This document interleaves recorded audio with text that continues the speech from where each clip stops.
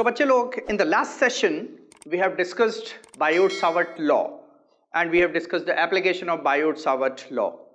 इसके अलावा हम लोगों ने मैग्नेटिक फील्ड की वैल्यू कैसे निकाली जाती है at a particular point due to the long current carrying wire that we have discussed, as well as we have discussed the force acting on the current carrying wire kept in the external magnetic field. Now in this session, next is question number 9 and we are going to discuss that what point, question number 9 mein, what is the point of neutral magnetic field, at what point the magnetic field will be neutral, and there are two wires, parallel current carrying wires X and Y.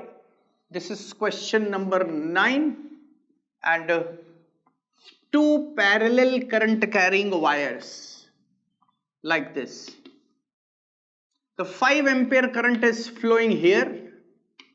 This is 5 ampere and the another current carrying wire, parallel current carrying wire, 7 ampere current is flowing here. Let us take that this wire is X and the another wire is Y. This wire is Y. Now the distance between these two wires is given, which is 24 centimeter. अब वो ये पूछ रहे हैं कि किस point पर what should be the, where should be the point at which the magnetic field will get neutralized, net magnetic field will be zero. Let us consider that this is the point at a distance small r where the net magnetic field will becomes zero. क्यों zero होगी? आप देखिए जो 5 ampere वाला current carrying wire है उससे perpendicular inside, ये current carrying wire direction and perpendicular inside, curled fingers perpendicular inside, तो इसकी वजह से यहां पर परपेंडिकुलर इनसाइड और जो 7 एम्पियर करंट जा रही है इसकी वजह से magnetic field perpendicular outside. So this is perpendicular outside. Magnetic field will be in the opposite direction. Net magnetic field will be zero. Consider कि यहां से डिस्टेंस स्मॉल आर है. अच्छा, अगर यहां से डिस्टेंस स्मॉल आर है तो इस साइड से मतलब 7 एम्पियर की डायरेक्शन से करंट, ये डिस्टेंस कितनी होगी? ये वाली डिस्टेंस हो जाएगी, this will be 24 minus small R. This will be 24 minus small are और 7 एम्पियर की डायरेक्शन से करंट हो जाएगी. Magnetic field is B due to the X is equal to magnetic field produced by the wire Y. Infinitely long current carrying wire का formula होता है mu naught upon 4 pi 2 into I. I की value है 5 ampere divided by small r and here this will be mu naught upon 4 pi 2 into current यहां पर 7 है divided by small r. So यहां से डिस्टेंस कितनी हो रही है? 24 माइनस स्मॉल आर. सॉल्व करेंगे what we get that small r is comes out to be 10 centimeter. ये पहले क्वेश्चन का आंसर हुआ, the first part of this. Small r is equal to 10 centimeter. 10 centimetre पर यहां से पॉइंट आएगा जिस पॉइंट पर मैग्नेटिक फील्ड की वैल्यू जीरो होगी. दूसरा क्वेश्चन वो पूछ रहे हैं कि if the direction of the current is reversed in wire number y, अगर वायर नंबर y में करंट की डायरेक्शन को रिवर्स कर दिया जाए, then where this balance point और where this neutral point will shift. कहां जाएगा न्यूट्रल पॉइंट? वहीं पर रहेगा. राइट ऑफ 7 एम्पियर जाएगा, लेफ्ट ऑफ 5 एम्पियर जाएगा. ये देखते हैं कैसे. इसमें क्या हुआ कि दैट द सेकेंड पॉइंट, हमने ये देखा कि अभी डायरेक्शन ऑफ मैग्नेटिक फील्ड इसकी वजह से परपेंडिकुलर इनसाइड है और इसकी वजह से परपेंडिकुलर आउटसाइड है. अगर इसमें डायरेक्शन यहां पे हमने 7 एम्पियर करंट का डायरेक्शन रिवर्स कर दिया तो यहां पर जो परपेंडिकुलर इनसाइड डायरेक्शन है ये भी परपेंडिकुलर आउटसाइड आने लगेगी. अगर दोनों मैग्नेटिक फील्ड एक ही डायरेक्शन में एक्ट कर रही हैं तो resultant magnetic field will not be equal to zero. यहां पर मैग्नेटिक फील्ड जीरो नहीं हो सकती. अच्छा, दूसरी चीज, मैग्नेटिक फील्ड कहां पर जीरो होगी? क्या लेफ्ट राइट ऑफ 7 एम्पियर, ये y के राइट में, क्या यहां पर मैग्नेटिक फील्ड जीरो होगी? कतई जीरो नहीं होगी, बिल्कुल नहीं, एब्सोल्युटली नॉट. व्हाई? क्योंकि आप देखिए 7 एम्पियर एक स्ट्रॉन्ग करंट फ्लो कर रही है. मैग्नेटिक फील्ड आप देखते हैं, मैग्नेटिक फील्ड का formula that is B is equal to mu naught upon 4 pi 2I upon small r होता है। मैग्नेटिक फील्ड डायरेक्टली प्रोपोर्शनल होती है करंट के, मैग्नेटिक फील्ड इनवर्सली प्रोपोर्शनल होती है स्मॉल r यानी कि डिस्टेंस के। अगर डिस्टेंस बढ़ेगी मैग्नेटिक फील्ड रिड्यूस होगा, और करंट अगर बढ़ेगी मैग्नेटिक फील्ड स्ट्रांग होगा। तो अगर हमें यहां पर मैग्नेटिक फील्ड चाहिए तो पहली बात तो 7 एम्पियर करंट ज्यादा है, इसलिए मैग्नेटिक फील्ड बहुत ज्यादा होगी। दूसरी बार डिस्टेंस यहां से बहुत कम है एज कंपेयर टू यहां से देखिए, यहां से डिस्टेंस कितनी हो जाएगी 24 प्लस यहां पर जो एक्स्ट्रा डिस्टेंस लेंगे, तो यहां की वैल्यू यानी कि magnetic field due to y, ये यहां पर करंट भी ज्यादा है, डिस्टेंस कम है, दोनों चीजें ये बता रहा है मैग्नेटिक फील्ड हाई हो जाएगी। किसकी वजह से? y की वजह से।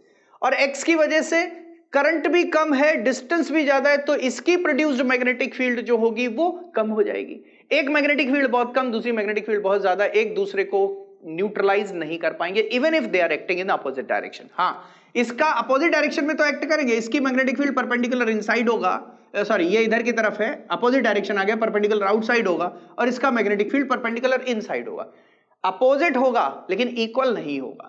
इक्वल एंड अपोजिट होने के लिए लेफ्ट ऑफ 5 एम्पियर, 5 एम्पियर, अगर करंट कम है तो डिस्टेंस कम होनी चाहिए, सो दैट कि उतना ही मैग्नेटिक फील्ड प्रोड्यूस कर पाए जितना ये 7 एम्पियर वाला प्रोड्यूस कर पाए। 7 एम्पियर वाला जो है वो उसका करंट ज्यादा है, डिस्टेंस कम होगा, तो टोटल मिला के यहां पर उतनी मैग्नेटिक फील्ड प्रोड्यूस कर पाएगा जितनी 5 एम्पियर कम करंट वाला पास में उतनी ज्यादा अच्छी मैग्नेटिक फील्ड प्रोड्यूस कर देगा।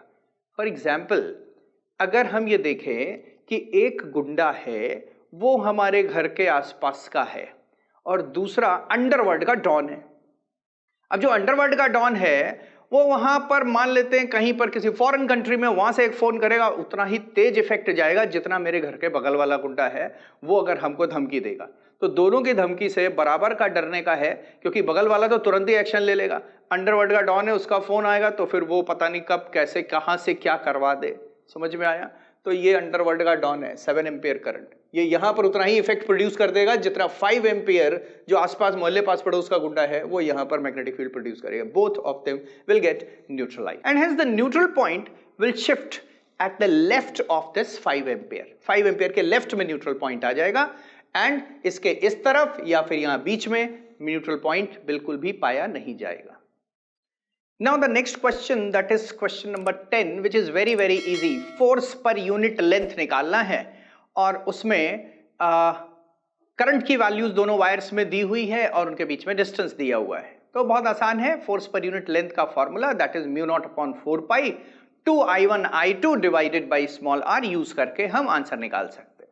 Moving on to the next question, that is question number 11। Question number 11 जो है बहुत ही फेमस क्वेश्चन है और इसमें क्या करना है कि there are 2 wires given, 2 wire दिए हुए हैं, wire number 1 and the another is wire number 2। ये देखिए इस वायर को थोड़ा सा और थिक बनाते हैं ऐसे करके, और इसमें क्या हो रहा है कि दैट ऊपर वाला वायर जो है इसका उन्होंने वेट भी दिया हुआ, the weight of the wire is also given, the weight of the wire, और ये इनफाइनाइटली लॉन्ग वायर्स हैं दोनों, और इसमें current is flowing in both of the 2 wires. 25 ampere current यहां पर फ्लो कर रही है, the 25 ampere of the current is flowing here, और इसमें अपोजिट डायरेक्शन में फ्लो कर रही है 25 ampere in the above, so this is wire number P and this is wire number Q, और नीचे वाले वायर में 50 एम्पियर करंट फ्लो कर रही है, दिस इज 50 एम्पियर। इन दोनों के बीच में डिस्टेंस मान लेते हैं स्मॉल r डिस्टेंस है। अब वो ये कह रहे हैं कि that weight of this wire, जो ऊपर Q वाला वायर है, इसका वेट पर यूनिट लेंथ का वेट जो है वो नीचे की तरफ एक्ट करेगा, दैट इज mg होता है वेट, और वेट की वैल्यू है 0.025 and this becomes newton per metre. 0.025 newton per metre weight is acting in the downward direction. याद रहे जब पैरेलल करंट कैरिंग वायर होंगे तो ये जो पैरेलल करंट कैरिंग वायर है ये एक दूसरे को रिपेल भी करेंगे under the action of magnetic field या मैग्नेटिक फोर्स, और ये एक दूसरे को अट्रैक्ट भी करेंगे। इलेक्ट्रोस्टैटिक्स का उल्टा होगा, यहां पर क्या उल्टा होगा? Like charges repel each other and unlike charges will always attract each other. If the direction of current is in opposite direction, these 2 wires will repel each other. अगर अपोजिट डायरेक्शन में डायरेक्शन ऑफ करंट है तो ये दोनों wires एक दूसरे को repel करेंगे, अपोजिट डायरेक्शन में रिपेल करेंगे। ये देखिए रिपल्शन फोर्स मैग्नेटिक फोर्स में बना रहा हूं ऊपर की तरफ, Fm। नॉर्मली ऐसा लगता है कि अपोजिट डायरेक्शन में है तो वो अट्रैक्ट करेंगे, लेकिन हर जगह नहीं है, वो इलेक्ट्रोस्टैटिक्स की बात अलग थी। So opposite direction, opposite current and same direction of current, ये पहली इंपॉर्टेंट चीज। Same direction of current and opposite direction of current. ये opposite direction of current, this will be attraction, repulsion, opposite direction of current, repulsion, and this is attraction. Same direction of current will be attraction. So यहां पर opposite direction में flow कर रही है तो इसमें repulsion होगा। अब आप देखेंगे कि इस वाले वायर में फोर्स ऊपर की तरफ एक्ट कर रहा है, इसका वेट नीचे की तरफ एक्ट कर रहा है। Magnetic force per unit length जो एक्ट करेगा वो अपोज करेगा इस वेट पर यूनिट लेंथ को, and both will get balanced so that कि इनके बीच की डिस्टेंस स्मॉल आर क्या होनी चाहिए, what should be the distance between the two wires so that the upper wire और this wire will remain suspended in air, air में suspended रहे इस बात के लिए। तो क्या करेंगे, that force per unit length which is mu naught upon 4 pi to I1 I2 divided by small r. This force, this magnetic force per unit length will balance the weight per unit length of the wire. Wire के wait को balance करेगा mg पर unit length. आप देखेंगे mu naught upon 4 पाई है, mu naught upon 4 पाई का value हम लिख सकते हैं that is 10 to the power -7 into 2। I1 और I2 ये 25 एम्पियर है, this is 50 ampere, 50 ampere divided by small r, यही कैलकुलेट करना है। और जो वेट पर यूनिट लेंथ है वो 0.025 गिवन है क्वेश्चन में। When we calculate what we get that small r is equal to, small r का वैल्यू जो होगा that is 10 मिलीमीटर आ रहा है, या फिर हम इसको ये कहते हैं this is 10 into 10 to the power -3 metre. Two wires are separated by the distance small r that is 10 millimeter, then the upper wire या wire number q will remain suspended in air and the upward force and the downward force will remain balanced। एक और चीज यहां पर उन्होंने कहा कि define करना है व्हाट इज 1 एम्पियर। 1 एम्पियर की डेफिनेशन, यहां से जो 1 एम्पियर की डेफिनेशन है ये काफी इंपॉर्टेंट है और कई बार एग्जाम्स में आ चुकी है। 1 एम्पियर की डेफिनेशन के लिए हमको क्या करना पड़ेगा, ध्यान से देखिए। ये जो force per unit length of the wire है, इस फॉर्मूले में I1 की वैल्यू 1 और I2 की वैल्यू 1 और यहां पर स्मॉल r की वैल्यू भी 1 लिख देते हैं। So definition,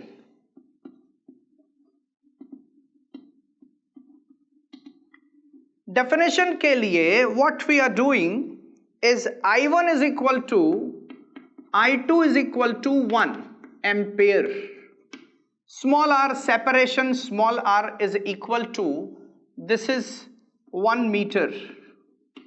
So what will be the force per unit length? Force per unit length will become equal to 2 into 10 to the power -7 Newton per meter.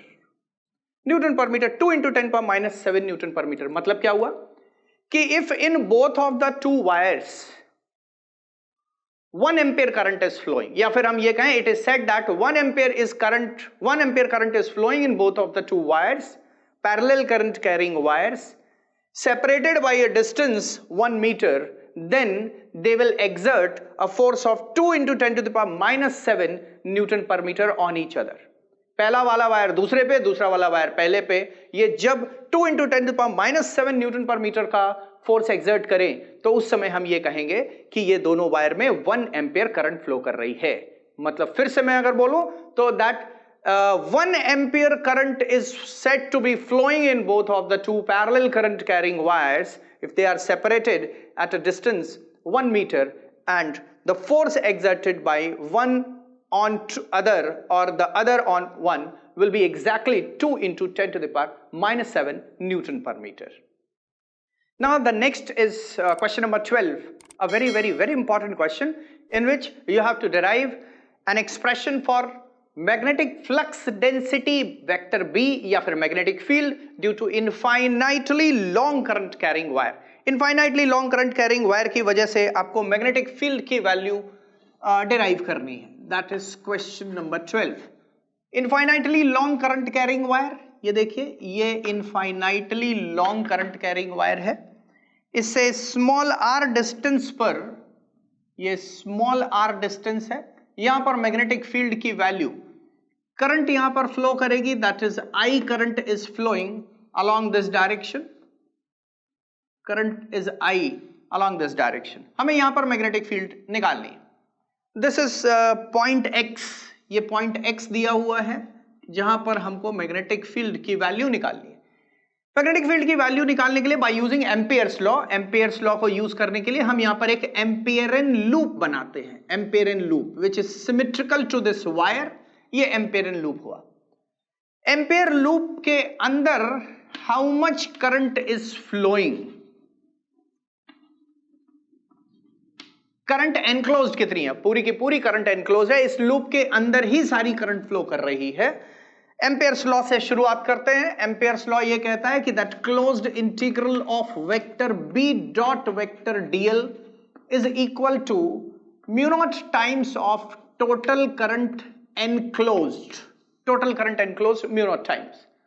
So this will be equal to mu naught, ये current I आ गया है भैया, और यहां पर ये magnetic field B और integral, close integral of dl, dl length जो है वो along the direction of magnetic field चल रहा है.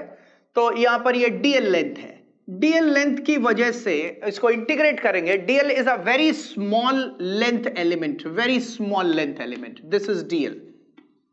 DL is a very small length element. अब जब हम इसको इंटीग्रेट करेंगे तो पूरा लेंथ आ जाएगा, यानी कि पूरा लेंथ किसका आएगा, इस सर्कमफरेंस का पूरा लेंथ आएगा. How much will be this circumference? That is 2 pi r. So the simplest formula 2 pi r is applied here. Mu naught upon I, mu naught into I. B की value आ रही है mu naught upon 4 pi 2I divided by small r.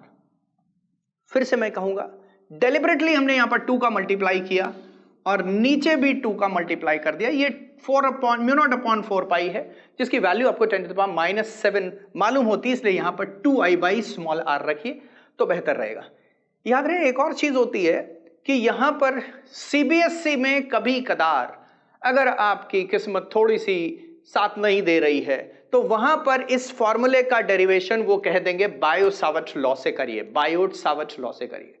वहां पर एक integration process के through integrate करके हम निकाल पाते हैं. उसमें थोड़ा सा टाइम लगता है, थोड़ा डिफिकल्ट होता है. अदरवाइज अपने पैर पर कुल्हाड़ी मत मारिएगा. मैं बहुत अच्छे से कहूं तो कुल्हाड़ी पर पैर मत मारिएगा कि आप इस एम्पियर्स लॉ से डिराइव करने में आप देख रहे हैं 1 2 3 थर्ड में डेरिवेशन आ गया, थर्ड में फाइनल फॉर्मूला आ गया, 3 स्टेप्स के बाद फाइनल फॉर्मूला आ गया.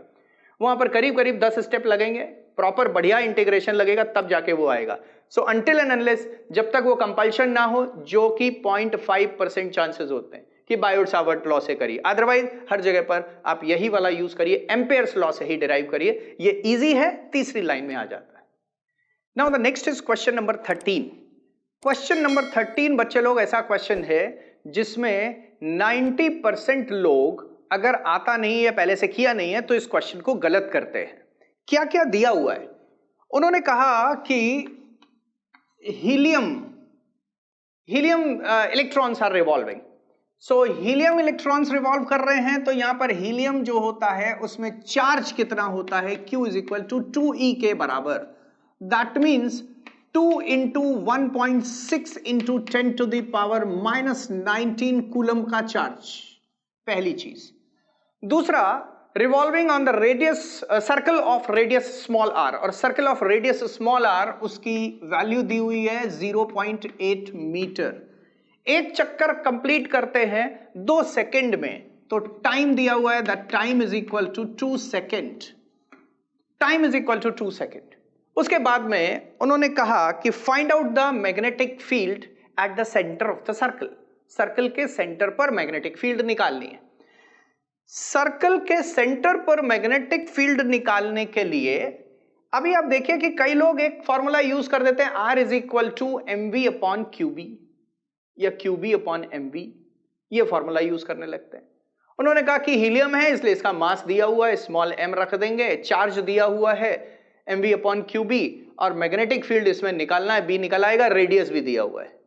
जबकि ऐसा कुछ भी नहीं है, वहां पर कोई भी charge particle external electric field में एंटर करता था और रेडियस स्मॉल r पे मूव करने लगता था, वो सिचुएशन अलग है। यहां पर चार्ज पार्टिकल रिवॉल्व कर रहा है, ये सर्कल है, इस सर्कल में ये हीलियम रिवॉल्व कर रहा है, हीलियम इलेक्ट्रॉन्स रिवॉल्व कर रहे हैं, सेंटर पर आपको मैग्नेटिक फील्ड फाइंड आउट करनी है। तो अगर ये रिवॉल्व कर रहे हैं तो ये एक सर्कुलर करंट कैरिंग वायर की तरीके हुआ। The two electrons are revolving in 2 seconds, 2 second में, टाइम इसमें दिया हुआ है, that is time taken is 2 seconds, 2 second में एक चक्कर लगाते हैं। So time period is given that 2 seconds, 2 second में एक चक्कर लगाते हैं। And this is just like, ये रेडियस स्मॉल r दिया हुआ है, this is just like circular current carrying wire. Circular current carrying wire के सेंटर पर मैग्नेटिक फील्ड का फॉर्मूला जो होता है mu naught I divided by 2r, mu naught I upon 2r ये होता है। अब हम क्या करेंगे, यहां पर म्यू नॉट की वैल्यू जो होती है वो mu naught upon 4 pi 10 to the power -7 होती है। तो 4 pi into 10 to the power -7 ऐसे लिख लीजिए, इंटू करंट I का वैल्यू। करंट I का वैल्यू मैं यहां पर आपको अलग से बताता हूं। करंट I की वैल्यू क्या होती है, that is Q upon T, charge divided by time. Q की वैल्यू वो 2e था, डिवाइडेड बाई 2 सेकेंड हो गया, यानी कि चार्ज एक इलेक्ट्रॉन पे चार्ज के बराबर, that is 1.6 into 10 to the power -19 divided by 2। R की वैल्यू 0.8 दिया हुआ है। जब हम इसको सॉल्व कर लेंगे तो फाइनली आंसर आएगा 4 pi into 10 to the power -26 and this will come in tesla. 4 pi को मल्टीप्लाई करेंगे 3.14 से, तो this is 12.5656 into 10 to the power -26 Tesla.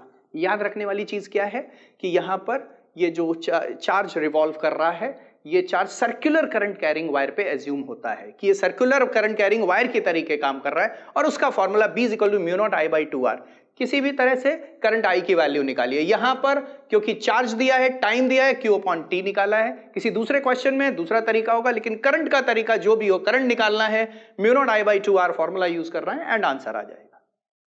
Now the next question is question number 14। जैसा मैं पिछले क्वेश्चन में कह रहा था कि उसमें मैग्नेटिक फील्ड कैलकुलेट करना है। यहां पर उससे पहले मैग्नेटिक डायपोल मोमेंट कैलकुलेट करना है, और उसके साथ साथ करंट को कैलकुलेट करने का तरीका थोड़ा सा डिफरेंट होगा। मैं क्वेश्चन पहले आपको समझाता हूं। क्वेश्चन क्या है, क्वेश्चन में यह दिया हुआ है, this is question number 14, that in hydrogen atom electrons are revolving around the nucleus. ये हाइड्रोजन एटम, ये प्रोटॉन्स न्यूक्लियस की पोजीशन है, यहां पर प्रोटॉन होते हैं, and the electrons are revolving around the proton. Radius यहां पर स्मॉल r है, and which is given 5.3 into 10 to the power -11 metre. इसमें ये हाइड्रोजन एटम में इलेक्ट्रॉन्स रिवॉल्व कर रहे हैं। इसके अलावा दूसरी चीज ये है कि that velocity of the electrons is also given 2.2 into 10 to the power 6। किस velocity से electrons revolve कर रहे हैं, 2.2 into 10 to the power 6 metre पर सेकेंड। आपको निकालना है magnetic dipole moment. Magnetic dipole moment के लिए आपको करंट निकालना पड़ेगा। तो करंट के लिए I इज इक्वल टू, आप जानते हैं Q अपॉन T होता है। टाइम निकालना पड़ेगा। टाइम पीरियड कैसे निकालें, एक सर्कल लेने में, एक साइकिल लेने में इलेक्ट्रॉन कितना टाइम लेता है एक साइकिल में, तो उसके लिए आप देखिए टाइम पीरियड का फॉर्मूला जो होगा वो होगा कितना, एक चक्कर लगाने में कितना डिस्टेंस कवर करेगा, सरकमफेरेंस के बराबर, कितनी वेलोसिटी से, v से। So distance is 2 pi r and this is velocity is v। Distance is 2 pi r, velocity v। ये टाइम का फॉर्मूला यहां पर सब्स्टिट्यूट कर दीजिए, charge on electron is E divided by 2 pi r, और ये हो गया है velocity V, 2 pi r divided EV divided by 2 pi r. अब आप देखिए magnetic dipole moment, magnetic dipole moment, magnetic dipole moment को जब कैलकुलेट करेंगे सो this will B I into A। वैसे अगर सर्कुलर करंट कैरिंग वायर होता, n नंबर ऑफ टर्न्स होते, तो यहां पर n का मल्टीप्लाई और हो जाता, so that becomes NIA, otherwise I into A। Area is pi r square, current की वैल्यू हम लोग ये पहले ही कैलकुलेट कर चुके हैं, EV divided by 2 pi into small r and multiplied by pi r square. This pi and pi will get cancelled and finally answer आ जाएगा, that is EV small r divided by 2। ये आ गया magnetic dipole moment of this hydrogen atom electrons के revolve करने की वजह से। ये magnetic dipole moment पहला वाला पार्ट आया। दूसरे में वो पूछ रहे हैं what will be the magnetic flux density at the location of proton, centre पर कितना मैग्नेटिक फील्ड जनरेट होगा, मैग्नेटिक फ्लक्स डेंसिटी कितनी जनरेट होगी। बिल्कुल जैसे मैंने पहले वाले केस में किया था वैसा ही यहां पर भी करना है। Second part that is magnetic field, मान लेते हैं ये सर्कुलर करंट कैरिंग वायर है, सेंटर पर मैग्नेटिक फील्ड कितनी होगी, mu naught I upon twice of small r, mu naught I by 2r। I की वैल्यू देखो यहां पर ये निकाला गया है, so this will be mu naught, I की value is E into V divided by 2 pi small r, और एक r यहां पर पहले से दिया हुआ है और ये 2 का मल्टीप्लाई, और यहां पर r एक और पहले से r square, so mu naught upon 2r, mu naught upon 2r ये हो गया EV यानी कि करंट I की वैल्यू, और सारी वैल्यूज में यहां पर E 1.6 into 10 power minus 19, V velocity 2.2 into 10 to the power 6 put करिए, small r 5.3 into 10 to power minus 11 substitute करेंगे, सिमिलरली यहां पर वैल्यू सब्स्टिट्यूट करेंगे, फटाफट पता चल जाएगा। ये दो क्वेश्चन बहुत ही इंपॉर्टेंट है। ये जो वैल्यू आ रही है CBSE वाले ध्यान दें, इसको बोर्स मैग्नेट्रॉन भी बोलते हैं, that is what magnetic dipole moment of the hydrogen atom at the ground state. Ground state पर हाइड्रोजन एटम का मैग्नेटिक डाइपोल मोमेंट क्या होता है, that is EVR upon 2, right. Now the next is question number 15, जहां पर आपको centre of the solenoid पर magnetic flux density calculate करनी है।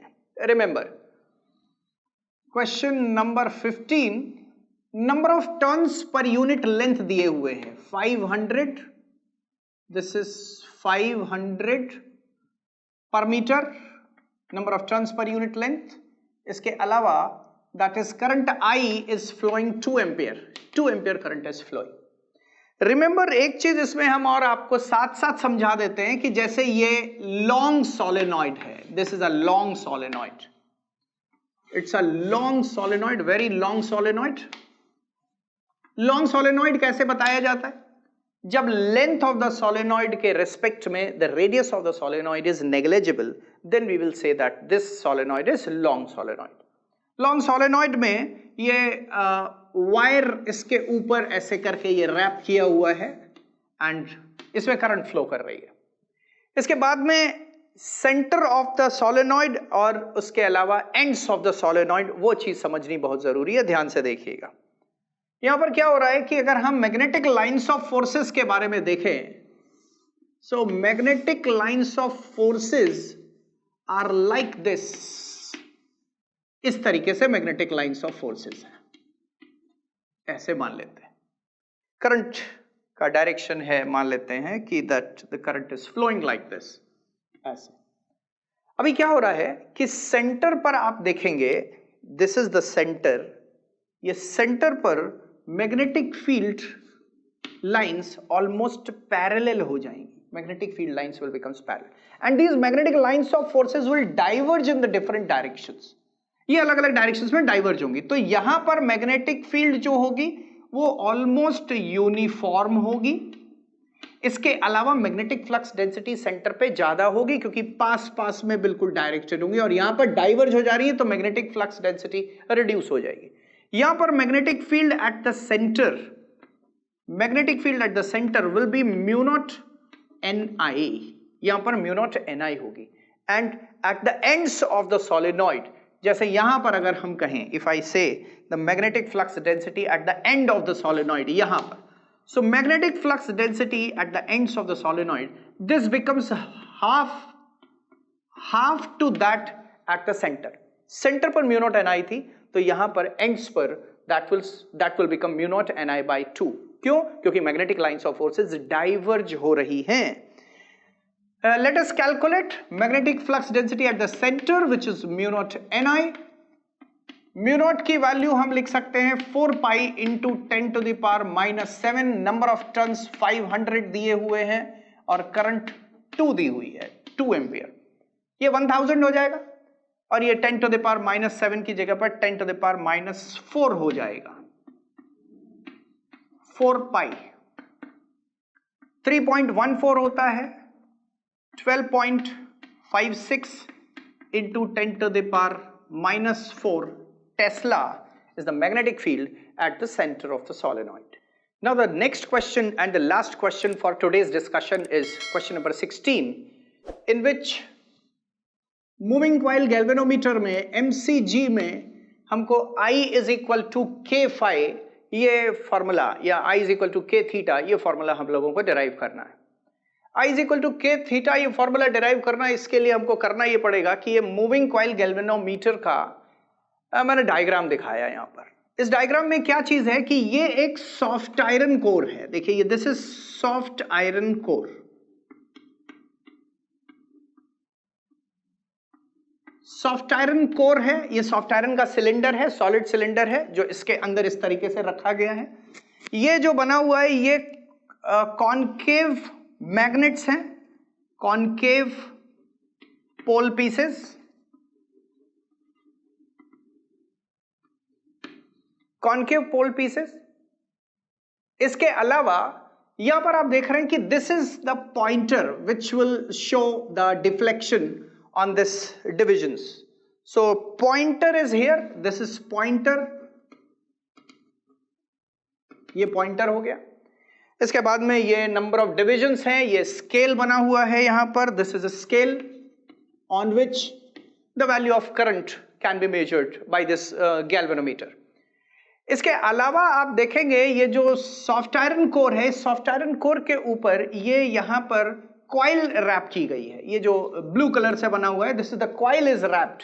मतलब आप एक सिलेंडर लीजिए और उस सिलेंडर के ऊपर, ये लॉन्ग सिलेंडर है, ऐसे करके ऐसे सिलेंडर है, इसके ऊपर इस तरीके से हमने कॉइल को रैप कर दिया और कॉइल को रैप करने के बाद सिलेंडर को इसके अंदर इंट्रोड्यूस कर दिया।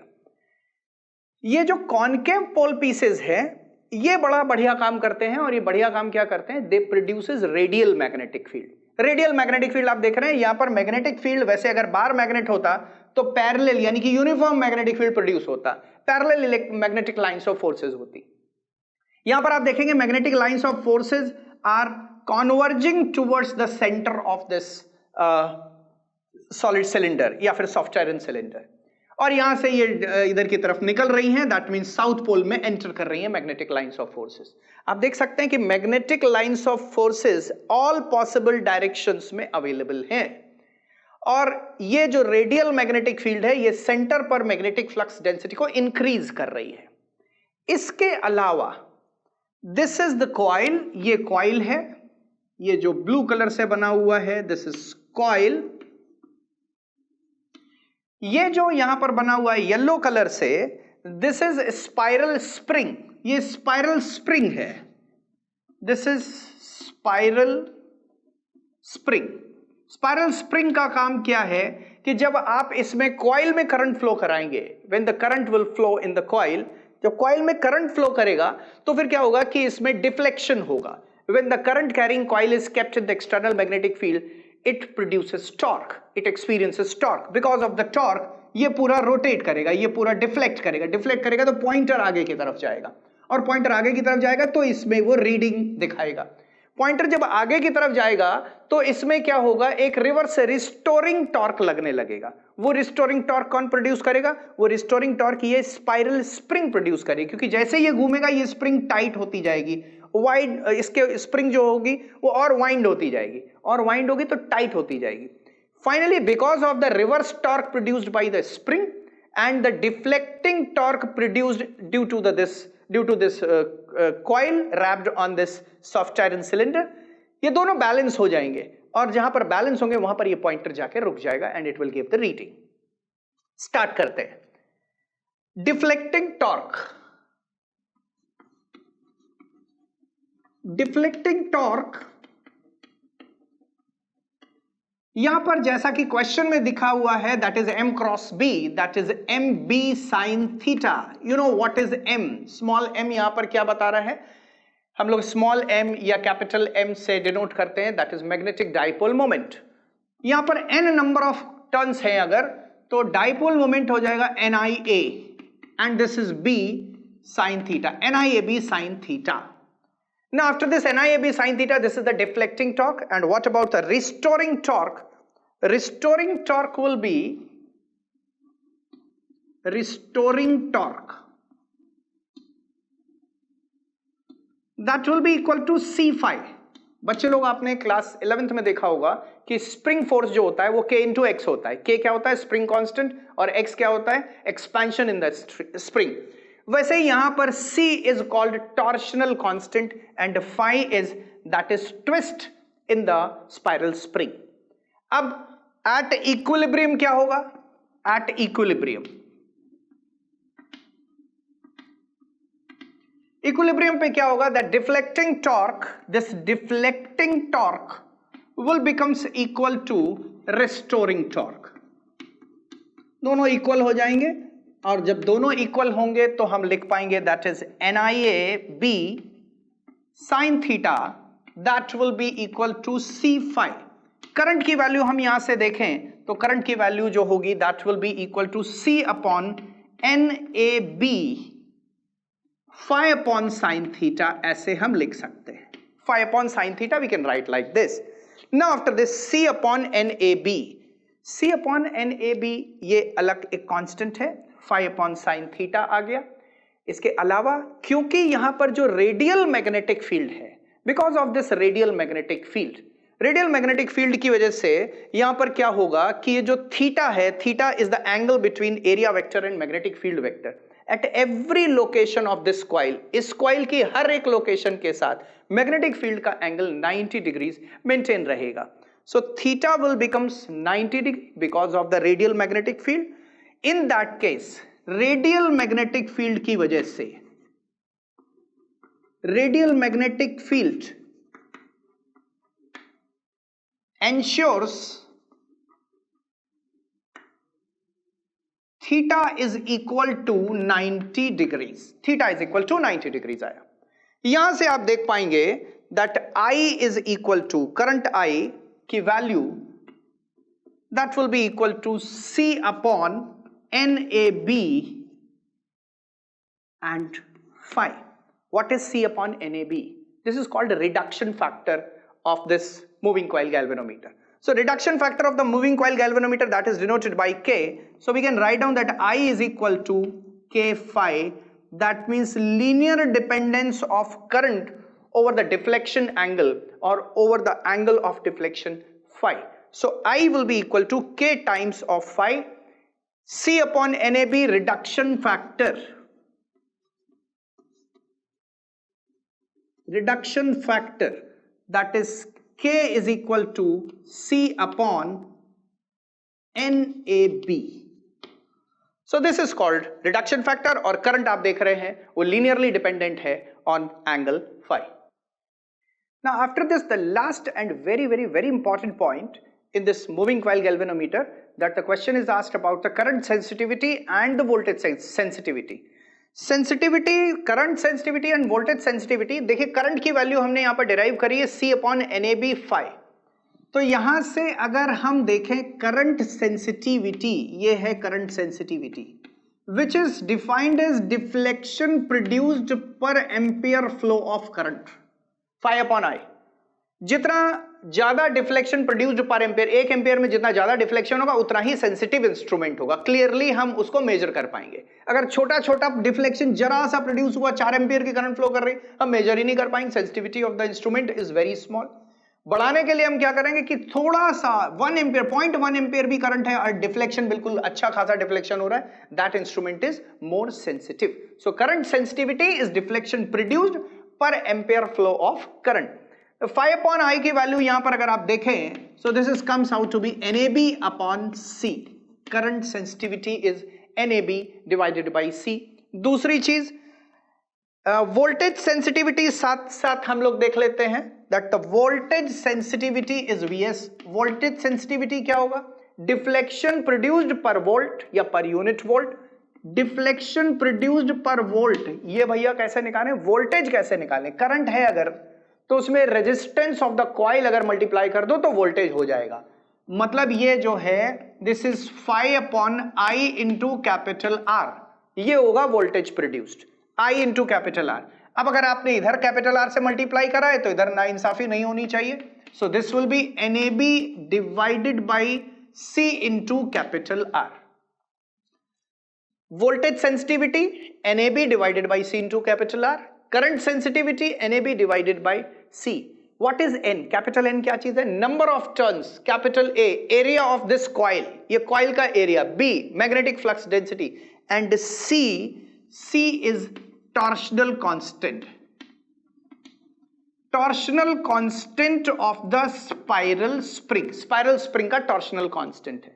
एक बहुत इंपॉर्टेंट क्वेश्चन आपको बताते हैं. नॉर्मल क्वेश्चन तो ये आता है कि the current sensitivity will depend on what factors. किन किन फैक्टर्स पर करंट सेंसिटिविटी डिपेंड करती है? तो आप बोलेंगे नंबर ऑफ टर्न्स पर डिपेंड करती है, एरिया ऑफ द कॉइल पर डायरेक्टली डिपेंड करती है, मैग्नेटिक फ्लक्स डेंसिटी पर डायरेक्टली प्रोपोर्शनल है, and this C that is torsional constant पर इनवर्सली प्रोपोर्शनल है. दूसरा, if the number of coils is doubled in MCG, moving coil galvanometer में ये जो ब्लू कलर की नंबर ऑफ कॉइल्स बनी हुई हैं, number of turns are doubled, then what will be the effect on current sensitivity and voltage sensitivity? Number of turns is doubled. Question: if capital N is doubled, तो क्या होगा current sensitivity के साथ? My dear बच्चे लोग, current sensitivity will also be doubled. ये भी double हो जाएगी. क्या चीज है? नंबर ऑफ टर्न्स डबल हुए भैया, करंट सेंसिटिविटी डायरेक्टली प्रोपोर्शनल है, यहां पर डबल हो जाएगा. What about voltage sensitivity? आप बच्चे लोग को, कुछ लोगों को ऐसा लग सकता है कि वोल्टेज सेंसिटिविटी भी डबल हो जाएगी. Voltage sensitivity that will remain constant.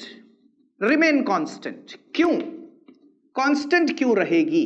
Voltage sensitivity इसलिए कांस्टेंट रहेगी कि नंबर ऑफ टर्न्स अगर डबल हुए तो वायर का लेंथ डबल हो जाएगा, और वायर का लेंथ अगर डबल हुआ तो रेजिस्टेंस भी डबल हो जाएगा. तो देखिए, नंबर ऑफ टर्न्स भी डबल हुए, रेजिस्टेंस भी डबल हो गया, 2 और 2 कैंसिल हो गया, voltage sensitivity will remain same. So on doubling the number of turns in the coil, the current sensitivity will gets doubled and the voltage sensitivity will remain same, because resistance and number of turns both will becomes double. And that is all for today. आज के lecture में ये सारे long answer type questions आपके discuss हो गए हैं magnetism के, और लॉन्ग आंसर टाइप क्वेश्चंस के बाद अगले टर्न से हम लोग magnetic effect of current and magnetism के जो रैपिड फायर राउंड है, यानी कि जो शॉर्ट आंसर टाइप क्वेश्चंस है, जो छोटे छोटे, इसमें बहुत सारे क्वेश्चंस आते हैं. आप देखेंगे लॉन्ग आंसर टाइप रिलेटिवली जो पहले वाला था, यानी कि करंट इलेक्ट्रिसिटी और इलेक्ट्रोस्टैटिक्स, उसमें काफी क्वेश्चंस हमने डिस्कस किए थे. यहां पर हमने बहुत कम क्वेश्चंस डिस्कस किए. जैसे ये मूविंग कॉइल गैल्वेनोमीटर का क्वेश्चन है, CBSE और ISE दोनों के हिसाब से जो 5 मार्क्स क्वेश्चंस आते हैं, 5-5 नंबर के 3 क्वेश्चंस आते हैं, उनके लिए काफी इंपॉर्टेंट क्वेश्चन है, और एक उसमें कोई न्यूमेरिकल. लेकिन अब हम जो रैपिड फायर राउंड स्टार्ट करेंगे, जिसमें कि बहुत सारे short answer type questions discuss करेंगे, they will be very important. 1 marker जो है यहां पर बहुत सारी लंबी लिस्ट होगी, खूब सारे क्वेश्चंस, इंपॉर्टेंट क्वेश्चंस डिस्कस करेंगे. तब तक के लिए thank you very much. Meet you next turn with the rapid fire round. Thank you.